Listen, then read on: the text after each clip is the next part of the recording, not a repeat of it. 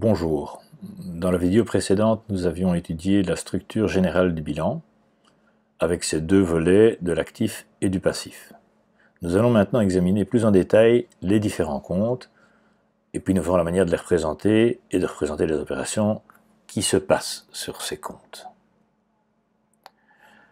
Vous avez reçu en classe un document extrêmement important que je vous invite à avoir toujours à portée de main lorsque vous travaillez sur la comptabilité. C'est ce que l'on appelle le plan comptable normalisé, dans votre cas le plan comptable normalisé simplifié. Ce document, c'est un petit peu l'équivalent comptable du tableau des éléments de Mendeleïev que vous utilisez au cours de chimie. Vous n'avez pas à le mémoriser, mais vous devez absolument le comprendre. Le respect de cette nomenclature est d'abord une obligation légale. En effet, elle permet de comparer entre elles les comptabilités de diverses entreprises et elle facilite le travail de lecture et de contrôle des comptabilités par les comptables, par les experts, par les banquiers, par les autorités financières et fiscales, le contrôleur fiscal par exemple. Alors la version que nous utilisons est une version que l'on dit simplifiée, ce qui veut dire qu'elle ne reprend que les comptes qui interviennent dans un bilan, que l'on va appeler les comptes des classes 1 à 5, et qu'en plus, nous nous limiterons à une numérotation des comptes à 2 chiffres, qui ne reprennent que les 2 premiers niveaux de détail du tableau du plan comptable normalisé. Donc, le regroupement des comptes du bilan va se faire autour des classes 1 à 5.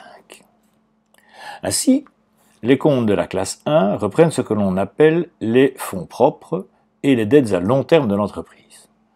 Dans nos exercices, on va utiliser principalement les comptes 10 qui vont indiquer le capital qui a été souscrit par les propriétaires. Nous utiliserons la classe 14 qui nous permettra d'indiquer la perte ou le bénéfice réalisé pendant l'exercice comptable. Et sous le compte 17, nous indiquerons les dettes à plus de 1 an, qui sont principalement des dettes souscrites auprès de banques pour financer l'achat de différents actifs immobilisés. Alors, justement, la classe 2 est une classe qui reprend, dans les comptes d'actifs, les actifs immobilisés. Alors de nouveau, dans cette classe, ce que nous allons nous utiliser principalement cette année, c'est le compte 22 qui enregistre la valeur des terrains et des constructions qui sont détenus par l'entreprise. C'est aussi le compte 23 dans lequel on va indiquer tout ce qui est installation, machines et outillage. Et enfin le compte 24 qui nous permettra d'enregistrer la valeur du mobilier et du matériel roulant, donc les véhicules principalement de l'entreprise. Nous passons maintenant à la classe 3. Alors la classe 3, elle reprend tous les stocks et donc les comptes de la classe 3 sont des comptes d'actifs. Alors pour nous, on va utiliser principalement le compte 30 qui enregistre les matières premières, les stocks de matières premières. Le compte 32 va faire le compte, c'est le cas de le dire, des produits qui sont en cours de fabrication. Et une fois que la fabrication est terminée, les produits arrivent dans le stock de produits finis jusqu'à ce qu'ils soient vendus. Et le stock des produits finis, c'est le compte numéro 33. Pour les entreprises qui font du commerce, c'est-à-dire qui achètent des marchandises pour en revendre, le compte 34 sera un compte extrêmement important puisque ce sera le compte qui reprend le stock de toutes ces marchandises achetées en vue d'être revendues.